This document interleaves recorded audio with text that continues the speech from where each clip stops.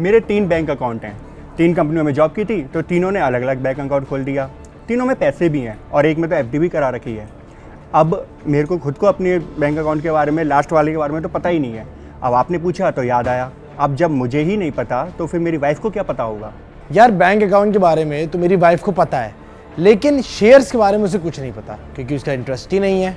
मैं तो अपनी वाइफ को सब बताता हूँ, लेकिन जो उस दिन ऑफिस में यूलिप खरीदी है ना, उसके बारे में अभी नहीं बताया। सोचा जब मैच्योर होगी तो तभी उसको सरप्राइज दूंगा। क्या आपकी कहानी भी मोहित, राज और अनुज से मिलती जुलती है?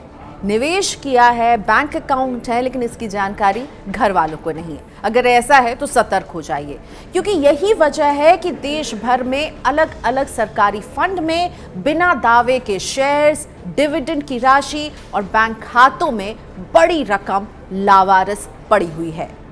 आरबीआई के पास अनक्लेम्ड बैंक अकाउंट का 35,000 करोड़ रुपए जमा है।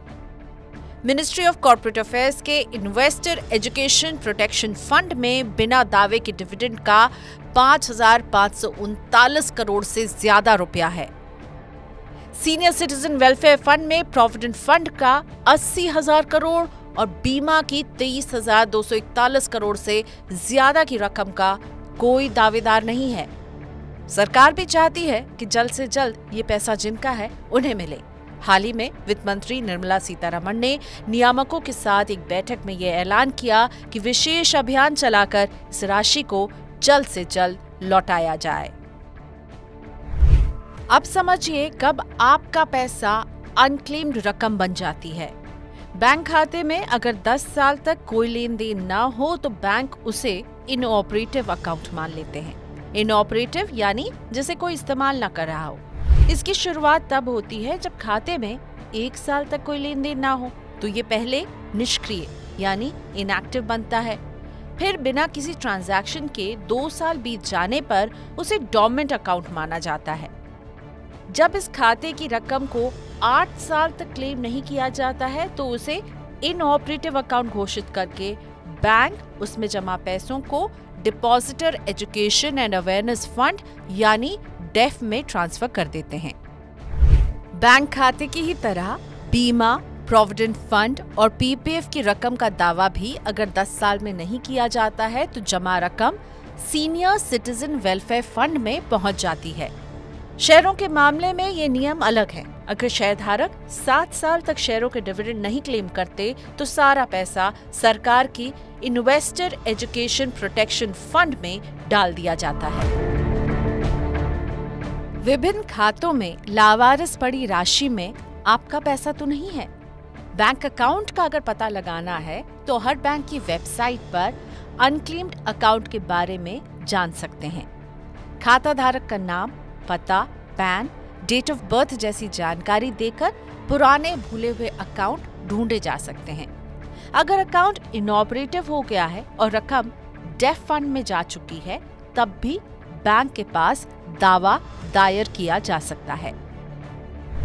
आईईपीएफ में भी बिना दावे के शेयर्स का पता निवेशक के नाम और फोलियो नंबर से लगाया जा सकता है। इनएक्टिव पड़े अकाउंट और रकम का तो पता चल जाएगा, लेकिन इसे हासिल करना उतना आसान भी नहीं है। Investor education and protection fund authority की एनुअल रिपोर्ट बता रही है कि पेंडिंग एप्लीकेशन का अंबार लगा है। 2021-22 में बिना दावे की रकम के बारे में जानने के लिए 28,647 एप्लीकेशन आए, जिसमें 16,418 केस अभी भी पेंडिंग हैं। 2022-23 में 30,317 लोगों ने अप्लाई किया और 23,900 से ज्यादा मामलों में आईईपीएफ जवाब नहीं दे पाई। पुराने खाता धारकों को और शेयर होल्डरों को अपना पैसा निकलवाने के लिए काफी सारे कानूनी दस्तावेज देने पड़ते हैं। इनमें से बहुत सारे केसेस ऐसे हैं जिसमें अकाउंट होल्डर या शेयर होल्डर उनकी मृत्यु हो चुकी है, जिस वजह से लीगल हेयर्स को काफी लंबा प्रोसेस करना पड़ता है।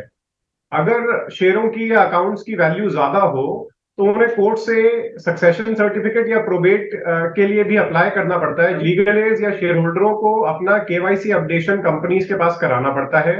केवाईसी अपडेशन के लिए सेबी द्वारा दिए गए काफी सारे फॉर्म हैं जो जमा कराने पड़ते हैं। बैंक से अपने सिग्नेचर वेरीफाई कराने पड़ते हैं। उसके अलावा अपने नए एड्रेस के प्रूफ देने पड़ते हैं, पुराने एड्रेस के प्रूफ देने पड़ते हैं, काफी सारे एफिडेविट और इंडेमनिटी भी देने पड़ते हैं, जिस वजह से काफी समय लग जाता है एक क्लेम फाइल करने से पहले। गवर्नमेंट को, मिनिस्ट्री को और अलग अलग अथॉरिटीज को एक सेंट्रलाइज्ड लिस्ट ऑफ डॉक्यूमेंट जारी करना चाहिए कि इन्वेस्टर, शेयर होल्डर या अकाउंट होल्डर को पता हो कि मुझे ये डॉक्यूमेंट्स इन अथॉरिटीज के क्लेम के साथ देने हैं और मुझे मेरा पैसा मिल जाएगा, ताकि अलग अलग सेट ऑफ डॉक्यूमेंट्स ना जमा करवाने पड़े। बिना दावे के पैसों के पीछे दो वजह हैं। पहली, बैंक अकाउंट से लेन देन करना बंद कर दिया लेकिन अकाउंट को बंद कराना भूल गए। दूसरी, खाता धारक नहीं रहा और उस अकाउंट या निवेश की जानकारी परिवार में किसी के पास नहीं है। ऐसी स्थिति से बचने के लिए अपने बैंक अकाउंट से लेकर निवेश में नॉमिनी जरूर बनाएं। अगर पता बदल रहे हैं तो बैंक में भी एड्रेस जरूर बदलें, यानी KYC को अपडेटेड रखें। बैंक अकाउंट के मामले में अगर उस अकाउंट की जरूरत नहीं है तो उसे बंद कर दें। सबसे जरूरी बात, अपने निवेश और पैसों की जानकारी परिवार से जरूर शेयर करें। बताना नहीं चाहते हैं तो सारी फाइनेंशियल डिटेल्स को एक जगह रख लीजिए, और ऐसी जगह जिसकी जानकारी परिवार को हो। ध्यान रहे, पैसा आपका है। बचत और निवेश भी आप अपने परिवार के बेहतर भविष्य के लिए ही कर रहे हैं, लेकिन एक छोटी सी गलती आपके परिवार को इससे वंचित रख सकती है। अगर आपने नॉमिनी अपडेट नहीं किया तो आज ही कर लीजिए और परिवार को अपने बैंक खातों, बीमा और निवेश के बारे में जरूर बताकर चैन की सांस लीजिए।